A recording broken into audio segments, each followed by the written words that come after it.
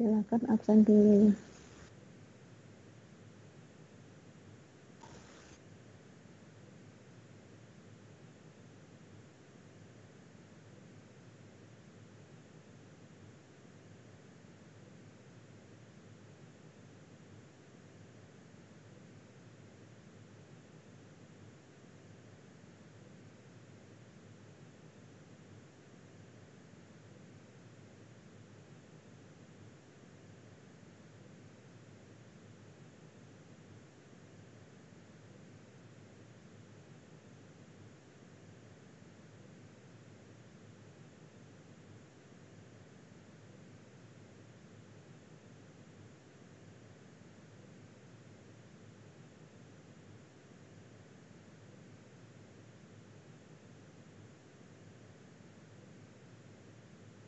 Assalamualaikum warahmatullahi wabarakatuh. Waalaikumsalam warahmatullahi wabarakatuh. Selamat pagi, Ibu. Selamat pagi. Adakah yang kesulitan absen?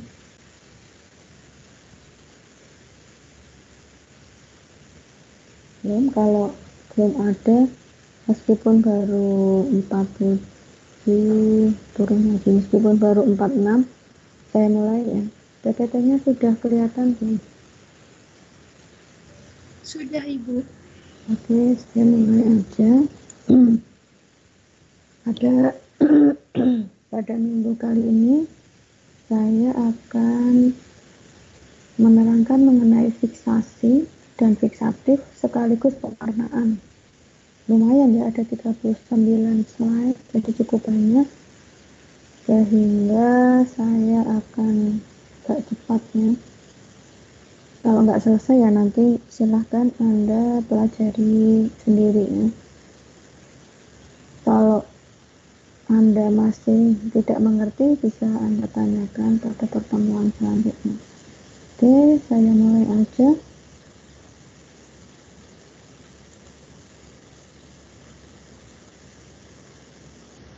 Ini slide-nya adalah definisi fiksasi ya. Iya, Ibu. Oke, seperti yang kemarin sudah sering saya utarakan bahwa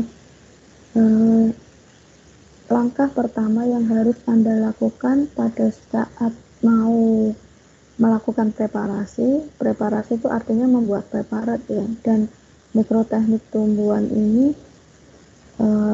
salah satu teknik yang dilakukan pada saat preparasi. Itu adalah fiksasi. Yang pertama kita lakukan adalah fiksasi atau mengawetkan jaringan. Fiksasi itu proses ya. Proses yang dilakukan untuk mengawetkan jaringan atau mempertahankan elemen-elemen sel. Jadi agar elemen-elemen sel atau jaringan itu tetap pada tempatnya dan tidak mengalami perubahan bentuk maupun ukuran gitu ya. Jadi tujuannya ya agar kondisi sampel kita itu seperti pada saat kita fiksasi gitu ya, agar kondisinya seperti itu sehingga nanti kita bisa melakukan analisa dari penelitian kita. Prinsipnya itu adalah seperti yang tadi, material sel dapat diawetkan bentuknya pun kita awetkan ya, sehingga yang mungkin tadinya bentuknya bulat atau segi 5 ya tetap seperti itu, nggak mengkerut atau tidak membesar atau malah pecah, tetap seperti itu, sehingga mendekati bentuk sebelum fiksasi. Elemen-elemen nukleus dan sitoplasma juga dapat diawetkan sehingga kondisi apapun dari organel-organel yang ada di dalam sel itu atau di dalam jaringan itu tetap seperti apa adanya dan dapat awet, tidak rusak pada proses selanjutnya. Itu prinsipnya. Selanjutnya adalah fiksatif. Kalau tadi itu fiksasi itu prosesnya, kalau fiksatif itu bahan yang digunakan untuk fiksasi. Pasti kita menambahkan zat kimia ke dalam sampel kita, sehingga bahan kimia yang kita tambahkan ke sampel itu namanya fiksatif, atau bahan yang digunakan untuk fiksasi. Yaitu bisa biasanya dalam bentuk, dia merupakan bahan kimia ya, dia merupakan bahan kimia yang mempunyai kemampuan mengubah indeks bias bagian-bagian sel sehingga bagian-bagian sel tersebut mudah terlihat di bawah mikroskop. Jadi itu ya, sehingga mudah dilihat di bawah mikroskop, seperti tujuan kita bahwa kita akan membuat preparat anatomi yang nanti sel dan jaringannya itu bisa kita amati di bawah mikroskop. Tetapi ini tidak berarti jika sel atau jaringan tidak diwarnai, karena kalau hanya fiksasi itu tujuannya hanya untuk mengawetkan tadi ya, mempertahankan bentuk dan posisinya sehingga tidak rusak. Kita tetap harus melakukan pewarnaan, sehingga materi selanjutnya adalah pewarnaan, karena pewarnaan itu akan memperjelas warna-warna sel sehingga kita mudah mengamatinya. Fiksatif mempunyai kemampuan membuat jaringan mudah menyerap zat warna. Jadi selain mengawetkan, fiksatif ini juga meningkatkan kemampuan jaringan untuk menyerap zat warna, sehingga proses pewarnaan yang kita lakukan itu bisa maksimal.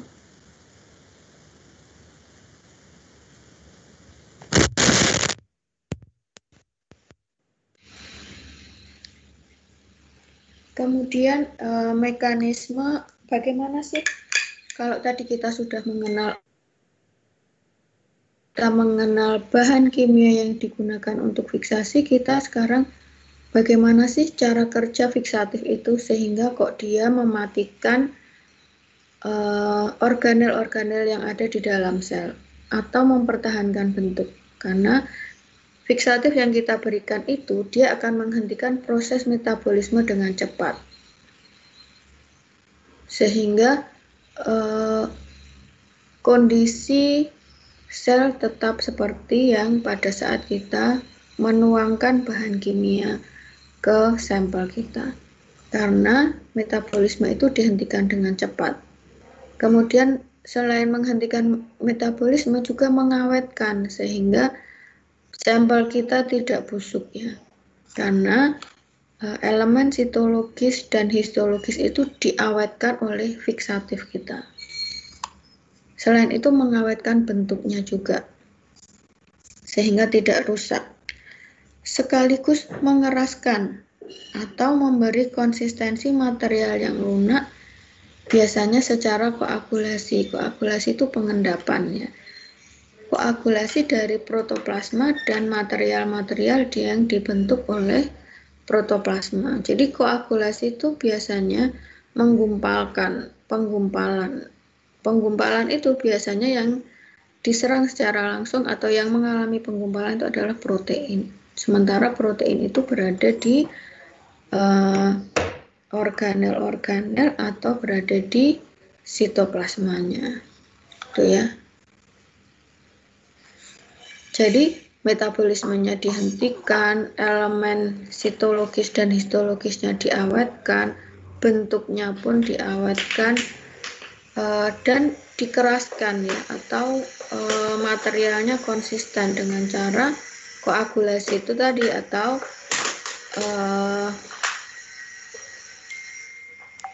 pengendapan ya, pengendapan protein terutama ya, yang berada di organel atau sitoplasma atau yang ada di protoplasma. Tujuan fiksasi yaitu mencegah otolisis dengan menginaktifkan enzim-enzim. Otolisis itu rusak ya, hancur. Oto itu hancur dengan sendirinya. Jadi mencegah agar tidak rusak seperti tadi yang banyak dibilang, kita mempertahankan bentuk dan keadaannya. Karena kalau sampel tanaman itu kita ambil dari tanaman induknya, pasti dia akan salah satunya mengalami lisis ya atau rusak, sehingga untuk mencegahnya kita lakukan fiksasi sehingga mencegah otolisis dengan menginaktifkan enzim-enzim lisosomal atau enzim-enzim yang berada di lisosom. Kalau kita ingat mata kuliah biologi sel, biasanya enzim-enzim itu diantarkan atau dibawa oleh lisosom. Atau enzim-enzim yang berada selain di lisosom juga ya diinaktifkan, baik yang berada di sitoplasma atau enzim yang berada di mitokondria atau enzim yang berada di inti sel atau enzim yang berada di kloroplas ya kalau di tumbuhan. Itu semua enzim itu diinaktifkan dan menghambat pertumbuhan bakteri dan jamur. Selain mencegah otolisis, tujuan fiksasi itu menstabilisasi sel dan jaringan untuk melindungi dari kerusakan pada tahap berikutnya.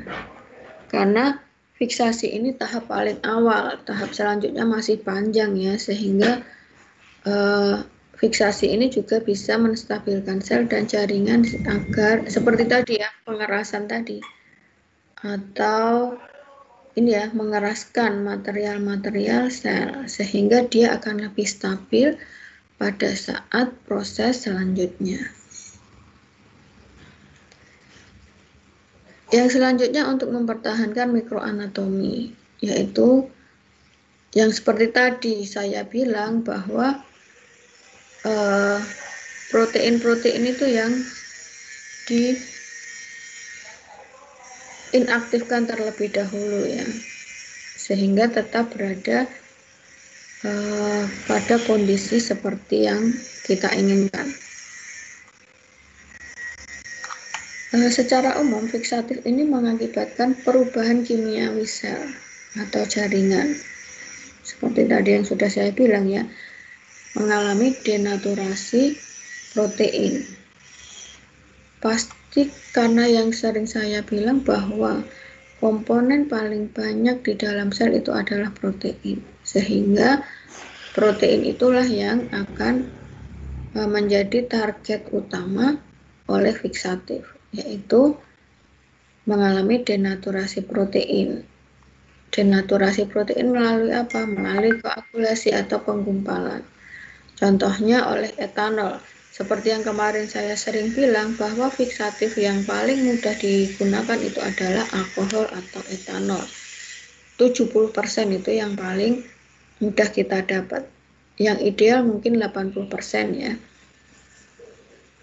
Karena dia bisa menyebabkan koagulasi protein atau aldehid. Aldehid ini melakukan adisi. Adisi itu apa ya? Reaksi juga ya, reaksi pada rantai kimia yang ada di sel itu. Nanti silahkan Anda pelajari ya adisi itu apa. Ini di kimia sering mungkin ya Anda mendapatkan istilah adisi. Adisi yang dilakukan oleh aldehid. Atau bila Anda menambahkan merkuri oksida yang biasanya digunakan pada saat Anda preparasi untuk pengamatan dengan TEM, itu bisa melakukan koagulasi, menyebabkan koagulasi atau adisi, itu ya, jika menggunakan merkuri oksida. Selain perubahan kimia sel, fiksatif juga menyebabkan perubahan fisik. Yang awalnya sel itu ya karena koagulasi tadi itu ya, yang tadinya sitoplasma itu misalnya encer atau sol, itu menjadi gel atau menjadi padat ya, kayak agar-agar gitu ya. Karena apa? Karena proteinnya itu mengalami koagulasi, sehingga yang tadinya sitoplasma yang banyak mengandung protein itu dia akan mengalami perubahan bentuk dari cair menjadi gel. Sehingga ini menyebabkan perubahan fisik. Kenapa dari cair menjadi gel? Karena terbentuk anyaman protein. Karena proteinnya menggumpal, sehingga dia akan lebih lebih posisinya tidak mengembang ya, tapi dia akan lebih mengkerut, sehingga akan ada lebih banyak porus. Atau lebih banyak lubang-lubangnya, sehingga bisa menyebabkan adanya lebih banyak molekul yang bisa masuk ya, karena lebih porus. Dan fiksatif koagulan ini menghasilkan pori yang lebih besar. Porinya akan lebih besar ya karena seperti yang Anda pelajari di biologi sel, bahwa di membran sel itu banyak protein. Jika proteinnya mengalami koagulasi atau penggumpalan, otomatis pori-pori yang ada sebelumnya itu akan menjadi lebih besar. Itu logikanya. Paham ya sebelum saya lanjutkan? Paham, Bu. Oke. Paham. Oke. Ini hasil yang diharapkan dari fiksasi adalah bahwa setiap molekul dari jaringan hidup tetap berada pada tempat semula dan tidak ada molekul baru. Itu ya. Posisinya tetap di situ dan tidak ada penambahan molekul baru, sehingga kita bisa melakukan analisis ya. Jadi pada saat kita nanti melihat preparat anatominya, kita berarti bisa melakukan analisis pengaruh dari hal-hal yang kita berikan pada tanaman kita. Dan tidak ada penambahan molekul baru tadi ya. Tetapi hasil ini tidak mungkin terjadi sempurna karena sebagian fiksatif akan memperkeras dan mengerutkan jaringan. Seperti yang tadi sudah dibilang ya, bahwa itu tadi ada pengerasan jaringan dan pengerutan sel ya, terutama karena tadi mengalami koagulasi, proteinnya tadi mengalami koagulasi dan sehingga porinya lebih besar. Bahkan ada fiksatif yang menimbulkan reaksi samping, yaitu reaksi antara fiksatif dengan unsur kimia dalam jaringan, sehingga terbentuk molekul baru yang asing bagi jaringan atau yang disebut artefak. Sehingga kalau Anda mau melakukan mau memilih metode atau mau memilih fiksatif apa yang harus Anda gunakan, itu Anda harus browsing artikel dulu ya, sehingga tidak sembarangan. Makanya kita sebelum melakukan semuanya, kita membuat proposal dan kita membaca artikel-artikel yang mendukung penelitian kita, sehingga kita kalau kita mau melakukan atau mau memfiksasi tanaman A, kita harus menggunakan fiksatif apa, kita harus browsing dulu ya. Kita harus browsing fiksatifnya apa, konsentrasinya berapa, cara menerapkannya bagaimana, itu yang harus diperhatikan. Jenis-jenis fiksatif ada dua kelompok, yaitu fiksatif sederhana dan fiksatif majemuk. Fiksatif sederhana itu artinya kita bisa menggunakan satu jenis fiksatif saja.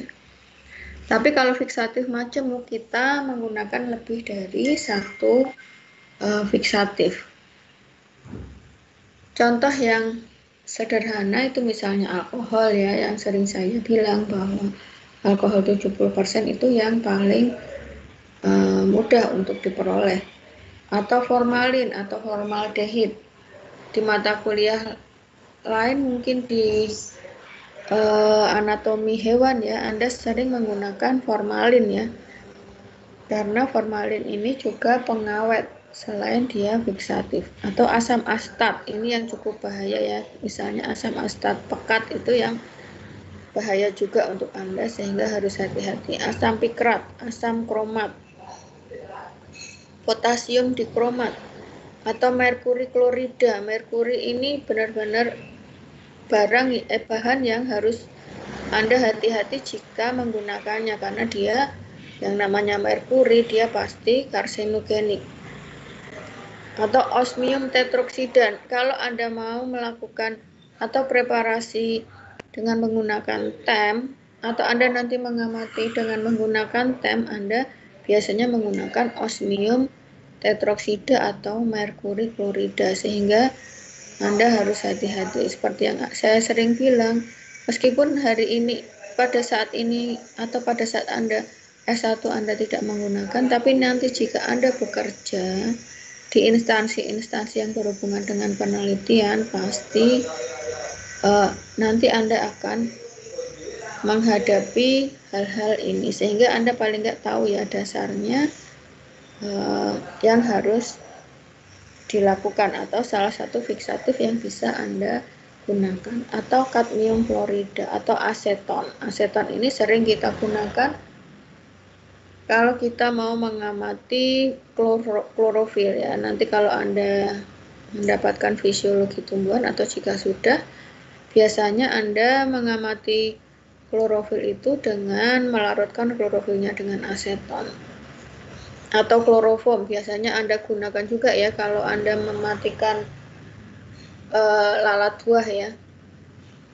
Kalau Anda praktikum genetika, dulu kalau saya praktikum genetika atau ekologi, itu kalau Anda menggunakan lalat buah, Anda menggunakan kloroform, dan kloroform ini memabukkan juga ya, sehingga Anda harus hati-hati menggunakan zat-zat kimia ini, sehingga kesehatan Anda juga terjaga ya. Jangan sampai nanti Anda lulus S1 kesehatannya terganggu ya karena bahan-bahan kimia yang kita gunakan. Atau mungkin kalau lebih amannya setelah Anda praktikum atau penelitian yang menggunakan bahan kimia yang berbahaya, mungkin sebaiknya Anda terus minum susu ya, sehingga akan menetralkan zat-zat mungkin yang kehirup kita atau yang mungkin masuk lewat tangan kita gitu ya. Sehingga jangan sembarangan ya kalau nanti Anda nge-lab, itu benar-benar harus memperhatikan ya, paling enggak memakai sarung tangan dan memakai masker. Sementara pada fiksatif majemuk, contohnya larutan Bowin, saya belum pernah menggunakan ya. Ini gabungan antara 2,3,4. 2,3,4 itu formaldehid, asam astat, dan asam pikrat. Jadi ada beberapa fiksatif yang digunakan pada tanaman tertentu mungkin ya, atau pada metode tertentu. Atau larutan Zenker, ini gabungan 367. 367 itu asam astat, potasium dikromat, dan merkuri klorida. Atau larutan Heli, atau larutan Carnoy. Mungkin nanti kalau Anda membaca jurnal dengan fiksatif seperti yang namanya ada di sini, Anda sudah paham ya bahwa itu adalah gabungan dari fiksatif sederhana. Nanti bisa Anda pelajari. Mungkin yang bagian menerangkan mengenai fiksatif bisa untuk apa sih gabungan ini, atau kenapa kok digabung, atau efeknya bagaimana, efek gabungannya, misalnya alkohol, asam asetat, dan kloroform. Dia akan mengkoagulasi apa saja gitu ya. Nanti silahkan dibahas lebih lanjut. Itu mengenai jenis-jenis fiksatif yang sederhana dan majemuk. Mengenai efeknya, ini ya, denaturasi protein tadi ya, histon adalah salah satu jenis protein, dan etanol itu digunakan 70-100%.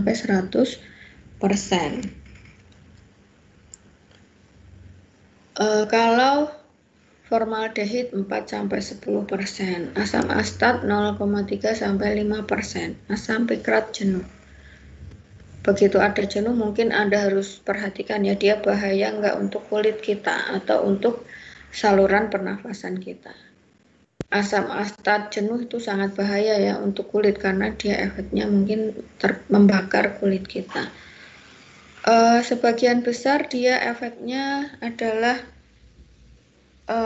melakukan denaturasi protein ya, baik proteinnya dalam bentuk apapun, histon atau bentuk nukleus atau nukleoprotein atau protein yang berada di nukleus atau kromosom atau fiksasi karbohidrat atau protein. Kalau formaldehid afinitas jaringan terhadap pewarna lebih besar, jadi efeknya pada saat ke pewarnaan mungkin lebih bagus ya, karena kemampuan jaringan atau afinitas jaringan terhadap pewarna itu lebih tinggi, lebih besar. Kelemahannya dia pada etanol melarutkan lipid sehingga sangat mengerutkan jaringan dan afinitas terhadap pewarna rendah. Jadi efeknya terhadap kemampuan jaringan untuk mengikat pewarna itu rendah kalau etanol. Dan dia melarutkan lipid. Sehingga begitu lipidnya juga mengalami atau larut, pasti efeknya akan mengerutkan jaringan ya, karena membran itu selain terdiri dari protein itu juga terdiri dari lipid. Formaldehid menyebabkan endapan asam format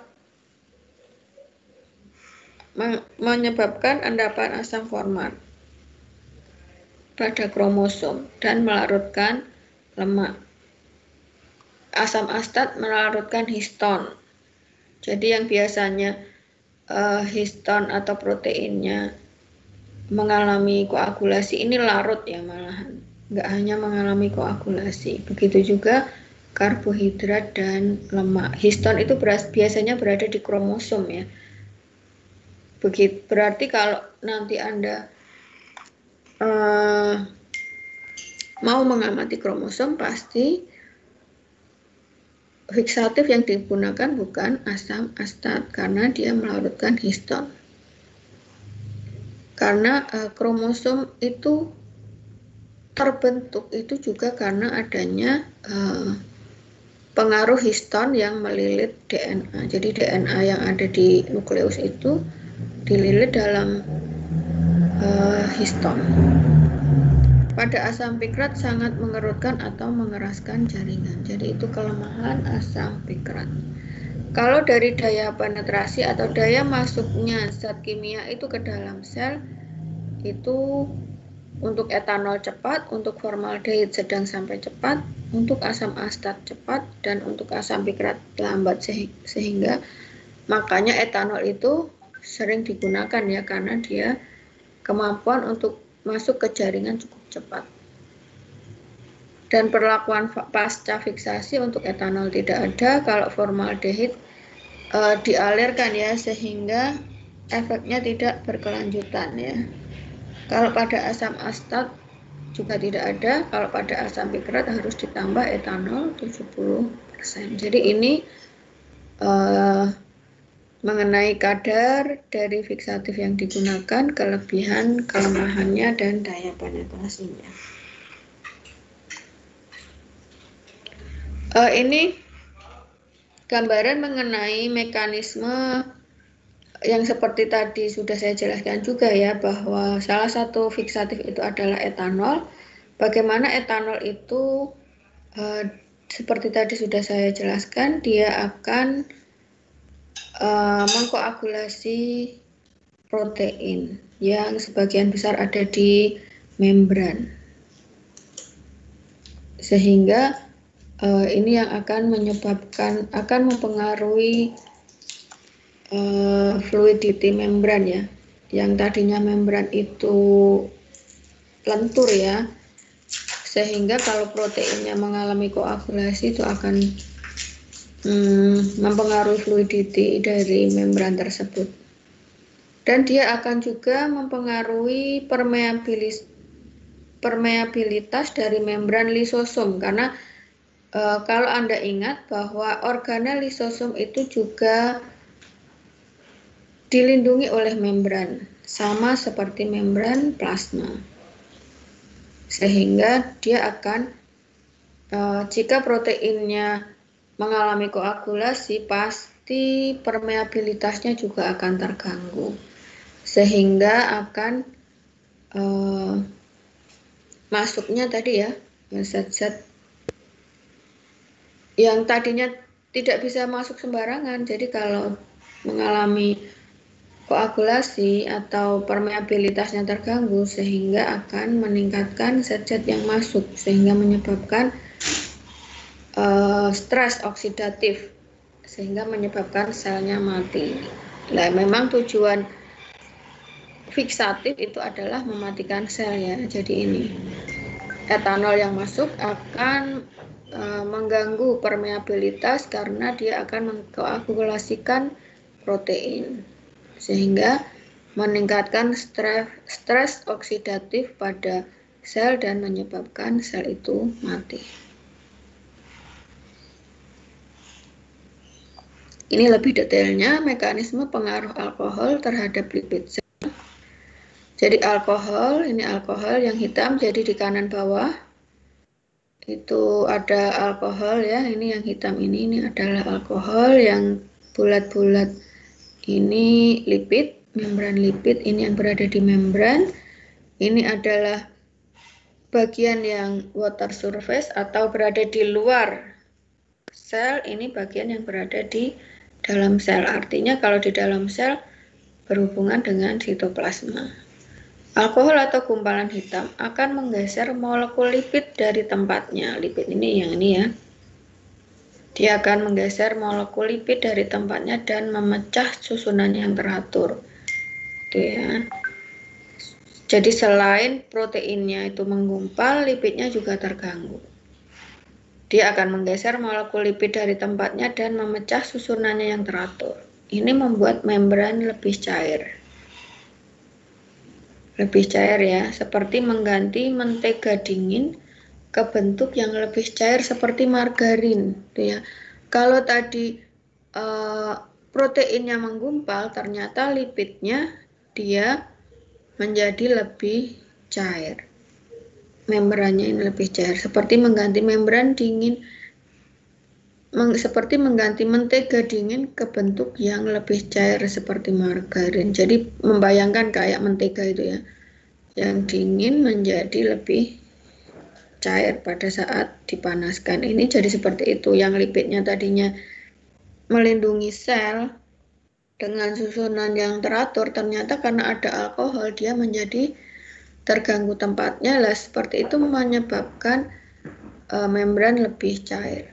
Alkohol menempel pada membran di dekat permukaan dengan air. Jadi ini ya, alkoholnya menempel pada membran, alkohol mengikat tepat di bawah kelompok lipid permukaan yang bermuatan kepala.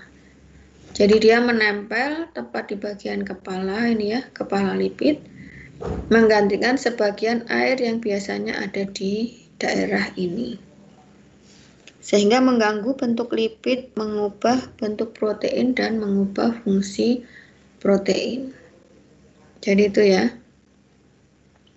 Si alkohol ini dia menempel pada bagian kepala dari lipid dan mengganti sebagian air yang biasanya ada di sini. Sehingga mengganggu bentuk lipid, mengubah bentuk protein, dan mengubah fungsi protein. Substitusi alkohol atau penggantian alkohol dengan air dapat mempengaruhi kompleks gula dan protein yang tertanam di dalam membran lipid. Jadi di dalam membran lipid itu selain ada protein juga ada karbohidrat ya, atau gula. Contohnya glikoprotein. Glikoprotein itu protein yang berikatan dengan karbohidrat. Ini ya. Jadi itu mengenai pengaruh alkohol terhadap lipid. Kalau pengaruh alkohol terhadap protein tadi menggumpalkan atau mengkoagulasi, atau mendenaturasi, tapi kalau pada lipid, alkohol itu menggeser ya, dia menempel di bagian kepala sehingga membuat membran bersifat lebih cair.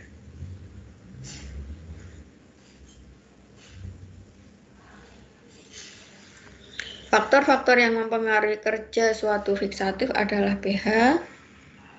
Ya, pH itu sangat mempengaruhi suhu. Suhu juga sangat mempengaruhi daya penetrasi fiksatif. Ini hubungannya dengan tebal irisan jaringan yang difiksasi, konsentrasi dari fiksatif, dan lama fiksasi. Jadi itu yang jika misalnya Anda mau melakukan perlakuan yang berhubungan dengan fiksatif, bisa saja ya. Nanti misalnya fiksatif yang digunakan ABC atau fiksatif A tapi konsentrasinya berbeda-beda, atau fiksatifnya sama, konsentrasinya sama, tapi lama fiksasinya berbeda-beda, atau pH yang kita gunakan berbeda-beda, atau suhu yang kita gunakan berbeda-beda, atau tebal irisan jaringan berbeda-beda, itu nanti bisa kita lihat efeknya juga mungkin akan berbeda di jaringan kita atau di anatomi yang kita hasilkan. Jadi ini ya, karena inilah faktor yang mempengaruhi kerja terhadap suatu fiksatif. Penyiapan jaringan yang harus diperhatikan seperti tadi jenis fiksatifnya, ukuran potongannya seperti tadi ya, adanya kapsula atau enggak, atau mungkin gelembung ya, orientasi pemotongan, karena pemotongan itu bisa horizontal atau vertikal, atau penampang lintang atau penampang membujur, dan kita harus label ya. Label ini seperti yang kemarin saya sebutkan, ini sangat penting ya, sehingga kita tidak tertukar ya pada saat kita mengamati atau mendapatkan preparatnya. Nah ini ya, jadi ini akhir dari fiksasi dan fiksatif yang harus diperhatikan ya. Seperti tadi jenis fiksatifnya jelas seperti yang tadi saya ungkapkan sebelumnya, ukurannya, ukuran dari potongan jaringan, adanya kapsula atau enggak, orientasi pemotongannya atau labelingnya. Sebelum saya berpindah ke pewarnaan, adakah yang ditanyakan? Paham tidak? Halo Ibu. Ya, silahkan. Saya Prilia izin bertanya. Ya. Tadi kan dijelaskan bahwa fiksatif itu ada media larutan atau gas. Biasanya kan kalau larutan pakai alkohol, kalau pakai gas tuh prosesnya gimana ya Bu? Terima kasih. Oke. Mungkin gas itu apa ya contohnya? Kalau gas ya biasanya gasnya itu berada di, ini secara logika ya, saya juga belum pernah belum pernah melakukan yang menggunakan gas atau belum pernah membaca yang menggunakan gas. Secara logika, kalau larutan kita masukkan sampel kita ke dalam larutannya ya. Mungkin gas juga sama. Bisa juga gini. Sampelnya sudah ada di wadah, kemudian kita suntikkan gasnya. Gitu ya. Contoh penelitian yang sudah pernah dilakukan itu sterilisasi bahan-bahan yang akan dikulturkan dengan ozon. Itu contoh gas ya. Karena ozon itu salah satunya dia membunuh bakteri ya. Membunuh bakteri. Selama ini kalau kita melakukan sterilisasi itu dengan Baiklin ya, atau NH4ClO3. NaHCO3 atau natrium hipoklorit. Itu sebenarnya sama dengan fiksatif ini ya. Kalau cairan ya kita masukkan sampelnya terhadap ke cairan itu. Kalau dengan gas, sampel yang kita akan fiksasi atau akan kita sterilkan, kita beri gas itu ya. Kalau gasnya yang udah ada di dalam udah ada di wadah terus sampel baru kita masukkan, pasti gasnya akan menguap ya. Tapi kalau sampelnya sudah ada di dalam wadah, gasnya kita berikan, pasti akan lancar ya, gasnya nggak akan keluar. Kalau efeknya ya pasti sama ya Mbak. Pasti gas yang kita berikan akan menyebabkan koagulasi protein. Gitu ya. Di proses sterilisasi pun ternyata Baik, seperti Ibu, itu. terima kasih penjelasannya. Ya, oke. Jadi di sterilisasi suatu bahan pun sama ya. Ternyata bahan kimia yang digunakan untuk melakukan sterilisasi, artinya sterilisasi itu membunuh apa? Membunuh bakteri atau virus, bakteri atau jamur ya.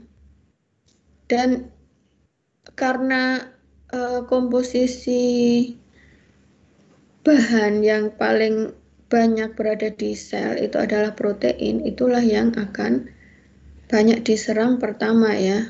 Proteinnya mengalami koagulasi atau penggumpalan sehingga dia sudah cukup mematikan kayak tadi ya. Begitu kayak yang ini tadi. Nih ya. Begitu membrannya terganggu, baik itu proteinnya atau lipidnya, itu akan oksidatif stres atau stres oksidatif itu apa ya? Oksidan itu ini apa? Radikal-radikal bebas. Misalnya di luar membran itu ada ion-ion juga kan, ion-ion bermuatan gitu. Itu kan termasuk radikal bebas ya. Atau oksidan itu begitu masuk ke dalam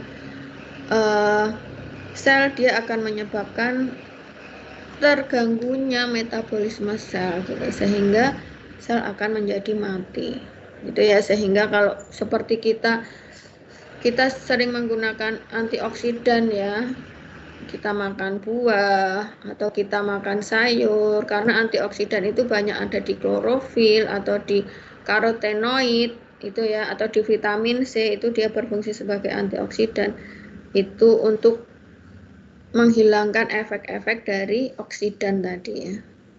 Gitu ya Mbak. Itu Mbak Aprilia paham ya? Ada yang ditanyakan lagi sebelum lanjut?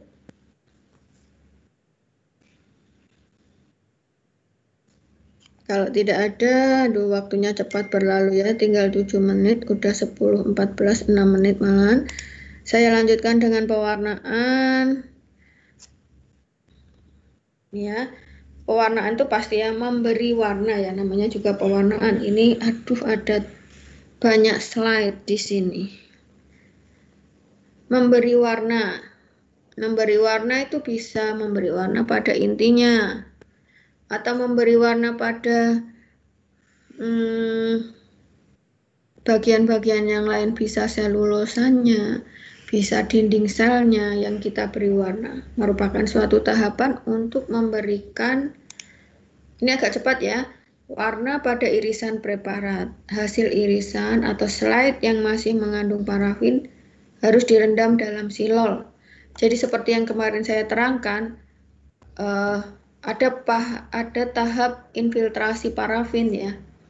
Dan setelah kita beri parafin, pasti kita akan beri pewarna. Tapi parafinnya itu ternyata harus dihilangkan dulu agar bisa menerima zat warna, sehingga harus direndam dalam silol untuk menghilangkan seluruh parafin dalam jaringan, karena parafinnya kemarin ya dimasukkan sampai ke dalam intinya atau sitoplasmanya agar tidak bolong ya nanti pita parafin kita. Tapi setelah itu kita harus hilangkan ya parafinnya dengan silol. Kemudian bisa kita beri zat warna. Preparat ini akan melewati alkohol bertingkat untuk tahap dehidrasi atau dehidrasi sesuai dengan pewarna yang digunakan. Nanti akan lebih detail pada saat Anda masuk ke metode mungkin setelah UTS ya, mengenai metode yang menggunakan parafin atau metode permanen. Tujuannya apa pewarnaan? Tujuannya untuk mempertajam atau memperjelas berbagai elemen jaringan, terutama sel-sel, sehingga dapat dibedakan dan ditelaah dengan mikroskop, gitu ya. Memberi warna sehingga kita bisa melihat mana sih inti selnya, atau malah ada pewarna mitokondria sehingga kita bisa mengamati mitokondrianya langsung, atau malah ada pewarna untuk kloroplas sehingga kita bisa melihat kloroplasnya, atau kita bisa ada pewarnaan untuk kromosom karena tujuan kita untuk mengamati atau menghitung kromosomnya ya, sehingga kita memberikan pewarna yang bisa diikat oleh kromosom, gitu ya. Jadi tergantung tujuannya ya, kita mau memberi pewarnaan apa, sama seperti fiksatif tadi. Sehingga kalau kita mau menggunakan pewarna apa ya, kita harus membaca artikel ya, jangan asal. Selanjutnya aja mekanisme pewarnaan, dia biasanya zat warna ini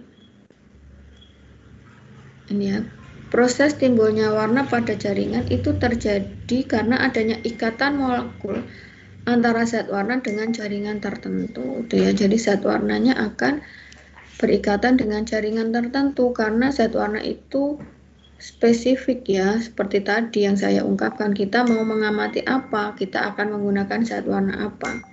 Karena zat warna itu yang akan berikatan dengan jaringan tertentu. Zat warna yang terikat pada jaringan akan menyerap sinar dengan panjang gelombang tertentu sehingga jaringan akan tampak berwarna. Pasti gitu ya, kalau kita berhubungan dengan zat warna pasti berhubungan dengan panjang gelombang yang bisa menyerap sinar itu tadi. Jadi setiap bagian dari sel mempunyai sifat yang khusus, sehingga afinitas bagian-bagian tersebut terhadap zat warna juga berbeda-beda. Itu tadi ya, kemampuan untuk mengikat zat warna itu berbeda-beda ya, sehingga itu tadi kita harus khusus menggunakan zat warna apa yang akan berikatan dengan jaringan apa yang akan kita gunakan. Jadi nih, syarat zat warna itu senyawa organik kompleks mempunyai pembawaan khusus atau warna, dapat dipertahankan dalam jaringan karena terdiri dari gugus kromofor. Ini akan lebih jelas ini ya. Nih. Jadi slide ini akan lebih dijelaskan di slide yang zat, yaitu jadi di zat warna yang kita gunakan yaitu cincin benzen, kromofor, dan auxokrom. Ini lebih jelasnya lagi. Loh mana? Oh ini ya.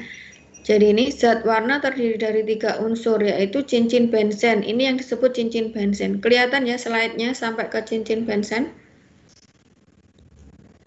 Lihat Bu, kelihatan. Ya, ini yang cincin benzen. Jadi ada ini ya, 3 unsur zat warna, cincin benzen, kromofor. Kromofor itu apa? Senyawa kimia yang memberikan warna. Ini contoh kromofor. Kromofor, dia yang akan memberikan warna. Dan ada auxokrom. Ini yang disebut auxokrom. Contoh auxokrom itu OH atau NH2. Ini yang di sini contohnya OH. Jadi auxokrom ini yang akan mengikat kromofor. Kromofor yang akan memberikan warna, contohnya itu NO3 main. Kalau adalah radikal atau molekul yang akan mengikat kromofor. Ya ini kimia banget ya, kimia mengenai zat warna. Jadi ada benzen, ada kromofor yang contohnya adalah nitro group, contohnya 3NO2 main, dan auxokrom itu contohnya adalah hidroksil group atau mengikat kromofor. Ini contohnya benzen yang colorless, artinya dia tidak berwarna ya. Benzen itu tidak berwarna. Dia akan diberi zat warna oleh kromofor atau nitro group. Dia akan membentuk trinitrobenzen kromogen, yellow in color. Dia akan memberikan warna yellow ya. Dia akan memberikan warna yellow karena adanya kromofor. Nih ya. Setelah dia berikatan dengan NO, NO2-nya itu ada 3 ya, NO. Yang tadinya tidak ada di benzen itu tidak ada NO2. Kemudian setelah diberi NO2 dia akan membentuk trinitrobenzen. Jadi ada NO2 di benzen ini. Karena adanya kromofor ini dia akan memberi warna yellow. Tapi dia akan lebih jelas kromofornya ini karena adanya hidroksil group atau auxochrome. Sehingga dia akan menjadi OH-nya menempel di sini ya. Sehingga dia akan menjadi pikrik asid atau asam pikrat atau trinitrohidroksibenzen. Tadinya trinitrobenzen menjadi trinitrohidroksibenzen atau asam pikrat yang berwarna yellow atau kuning. Gitu ya, itu prinsip dari pewarnaan. Jadi ada benzen, ada kromofor yang dia merupakan nitro group atau ada auxochrome atau hidroksil group. Jadi kromofor itu yang memberi warna dan auxochrome yang mengikat kromofor. Jadi ini 3 komponen ini yang 3 komponen penting ya, saling bekerja sama untuk menghasilkan suatu warna yang bisa kita lihat. Paham ya? Dari 3 komponen ini? Ya, oke. Kalau paham saya teruskan. Nanti bisa Anda baca-baca lagi ya. Ini ya hampir sama. Jadi karena bentar waktunya. Habis ini ada kuliah lagi nggak? Mbak Ratri aja atau gimana? Aku aja di pikornya.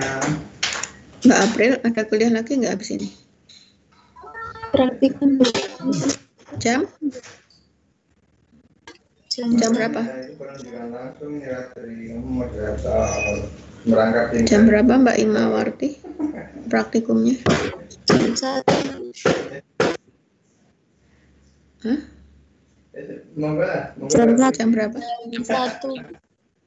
Oh, jam 1. Kalau saya minta waktu 5 menit bisa? Ibu. Bisa ya? Oke, saya teruskan bentar ya. Ini tadi udah ya, saya teruskan ke nanti bisa Anda baca ini. Saya teruskan mengenai gini aja apa? ini ya, tahap pewarnaan. Jadi contoh jenis-jenis pewarnaannya ya. Berhubungan dengan geodesi juga. Gimana kalau saya usul? Ini yang apa course-nya Gunarti aja gimana? Jadi ini contoh pewarnaan yang sering kita pakai itu safranin dan fast green ya. Safranin itu dia akan memberikan warna merah. Anda sering ya melihat anatomi dengan warna merah, dan fast green itu akan memberikan warna hijau. Nah, jadi makanya ini hampir sama ya. Saya ingin memberikan ini ya, bahwa ada pewarnaan alami ya. Nih, ada pewarnaan alami. Pewarna alami merupakan pewarna yang berasal dari tumbuhan maupun hewan. Contohnya hematoksilin. Jadi nanti kalau Anda membaca hematoksilin, ini adalah salah satu zat warna yang berasal dari tumbuh-tumbuhan, yaitu Hematoxylicum phasianum. Pewarna alami yang ada memiliki beberapa pigmen warna, misalnya klorofil, karotenoid, tanin, dan antosianin. Yaitu biasanya klorofil sering kita lihat di daun ya, warnanya hijau. Karotenoid atau antosianin itu selain hijau ya, misalnya kuning atau oranye. tanin itu biasanya coklat. Nah, ini merupakan dasar kalau Anda sering melihat sekarang itu ya kain seperti batik tapi itu dari daun ya. Kalau Anda sering nonton TV ya. Kalau nggak nonton TV ya bisa Anda lihat di YouTube, namanya batik yang dari alam itu apa ya? Batik organik atau apa ya? Lah di situ kemarin saya lihat di TV itu kain putih itu yang biasanya untuk bikin batik biasanya, terus ditata daun di situ, kemudian daun dengan berwarna-warni ya, atau daun dengan berbagai warna, berbagai sumber daun itu kemudian digulung, kemudian diikat. Lah kemudian nggak lama, nggak tahu disimpan berapa lama, saya nggak perhatikan waktunya. Setelah dibuka, ternyata pewarna-pewarna alami ini tadi menempel pada daun, pada kain putih itu, sehingga sekarang menjadi tren ya. Kalau ada yang tahu namanya apa ya, itu menjadi tren sekarang. Ini bisa menjadi PKM Anda mungkin ya. Anda coba-coba dan Anda kuak secara ilmiah bahwa warna-warna itu ternyata dia adalah klorofil, karotenoid, tanin atau antosianin gitu ya. Atau kunyit itu yaitu salah satu pewarna alami. Kalau pewarna sintetis ada nigrosin atau dia memberikan black synthetic dye atau warna hitam, atau India ink. Atau eosin, ini eosin juga sering kita gunakan. Mungkin di hewan ya eosin, kalau hematoxinin di tumbuhan. Ini dia mewarnai nukleus atau struktur asam. Atau ada juga iodin yang sering kita gunakan dulu, dia akan mewarnai karbohidrat. Atau methyl green, dia akan mewarnai kromatin jika diamati dengan mikroskop fluoresen. Atau safranin, dia akan mewarnai inti atau DNA. Itu ya, sehingga tadi saya bilang bahwa kita akan mewarnai apa itu tergantung tujuan kita. Ini contohnya dinding sel. Dinding sel itu diwarnai dengan toluidin blue. Atau bisa juga ruthenium red untuk mewarnai pektin, atau chalcofluor untuk mewarnai selulosa. Chalcofluor ini biasanya kita amati dengan mikroskop fluoresen itu ya. Jadi tergantung tujuan kita mau mengamati apa. Atau safranin mewarnai lignin.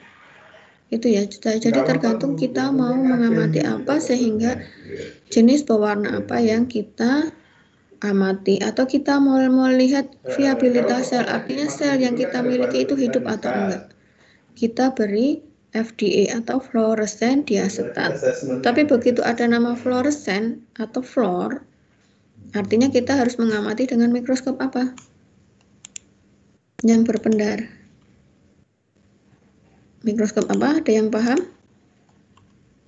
Alvin, Afriliandri. Begitu ada zat warna dengan nama fluor, misalnya fluoresen diasetat atau chalcofluor, itu diamati dengan apa? Sesuatu yang berpendar, artinya dia berpendar. Kita mengamati sesuatu yang berpendar dengan mikroskop apa? Ada yang tahu?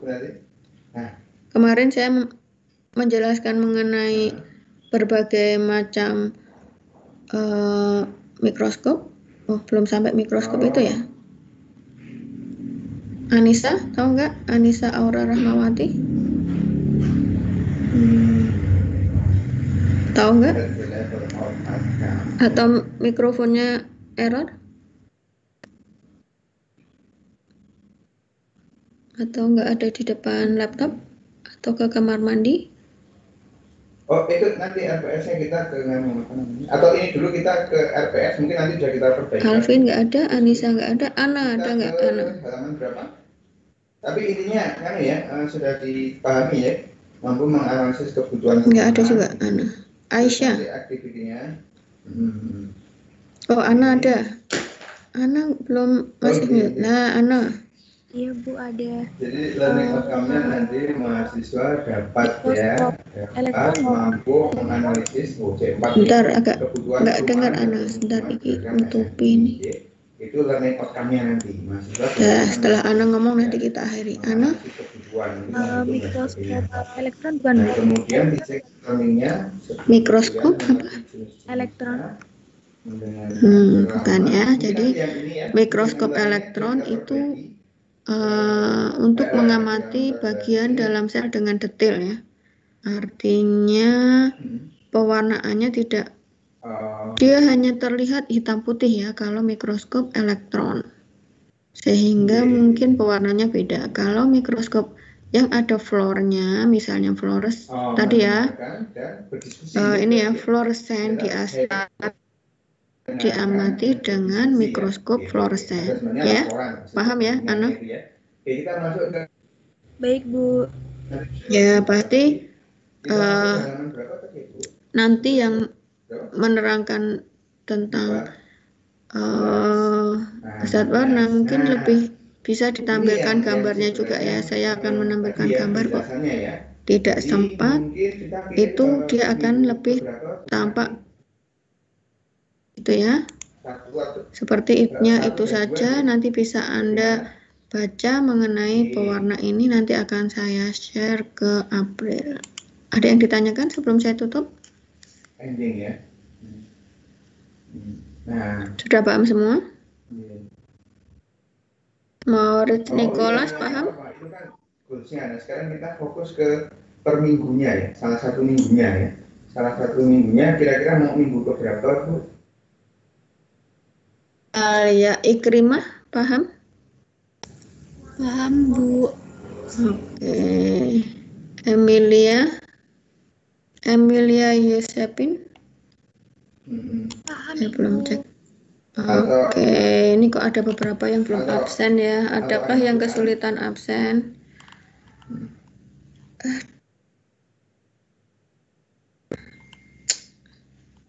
Waduh, maaf waktunya udah habis ya. Ternyata ada 6 yang belum absen. Kalau persepsi saya ini mungkin salah ya. Maafkan saya, nanti silahkan yang belum absen. Siapa aja yang belum absen? Nah, kalau ini contoh 2 minggu saja. Saya Bu Indira Budiapsari. Firman siapa? Aduh. Ya, ini APS-nya kalau ya. Ternyata waktunya udah habis ya, jadi saya nggak bisa ngabsenin. Nanti silahkan. Banyak ya, Indira Budiapsari, Umi Latifatul ada? Iya. Umi Latifatul? Oh gitu. Dinsa? Oh gitu. Berarti itu per minggu ya? Oke, ya. Oke. Firmansyah? Jadi kita menurut saya Bu Narti mungkin tadi pertemuan berapa? Firmansyah ada? Di sini saja. Kita sudah sepakat ya berarti. Ada Bu. Pertemuan dalam suatu Dinsa? Nah, sekarang kita Dinsa ada belum absen. Dinsa kenapa belum absen? Halo Bu, tadi lupa Bu, soalnya terlalu fokus ke ini meetingnya. Minta maaf ya Bu. Oke, nanti sebentar saya. Karena kalau Dita ada nggak? Monggo mau pakai sticky note atau Dita? juga boleh Bu. Ada. Tadi contohnya Dita ada ya? Dita ada? Minggu ke-9. Oke, topiknya mohon konfirmasi Bu. Nanti topiknya didiskusikan.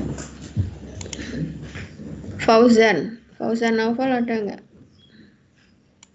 Ada Bu. Aduh, ini kenapa pada nggak absen tadi? Waktunya. Tadi agak bermasalah. Oke, nanti gini ya.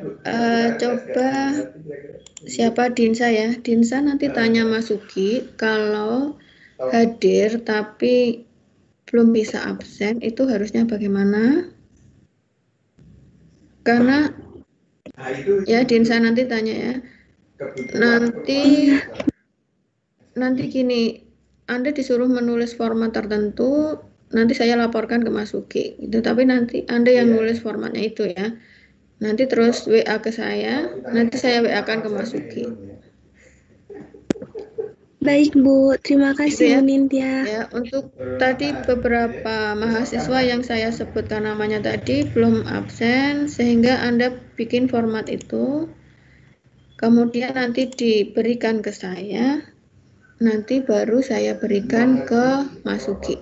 Umilatifatul ada nggak umilatifatul? Di aja, diketik dulu aja, nanti kita gantikan, nanti kata-katanya kita Umilati. kan, yang ada Apa? smart tadi kan. Ada ya, ya udah. Itu ya, semua saya ulang. Siapa saja? Terukur gitu ya. Saya ulang lagi dari 1. Firmansyah, Indira Budi Apsari, Umi Latifatul, Dinsa, kemudian Dita Nur Afifah, Fauzan Naufal. Silahkan nanti Anda bikin format itu, tanya dulu ke Mas Uki, nanti diserahkan ke saya, baru saya menyerahkan ke Mas Uki lagi, gitu ya, karena prosedurnya seperti itu. Oke, kalau nggak ada yang ditanyakan lagi, karena waktunya juga habis, nanti PDF-nya PPT hari ini saya share ke Aprilia. Ya udah, terima kasih atas responnya dan perhatiannya untuk kuliah kali ini. Saya tutup kuliah kali ini. Assalamualaikum warahmatullahi wabarakatuh. Waalaikumsalam warahmatullahi wabarakatuh. Terima kasih Bu. Terima kasih Bu. Oke. Terima kasih Bu. Oke. Ya, terima kasih.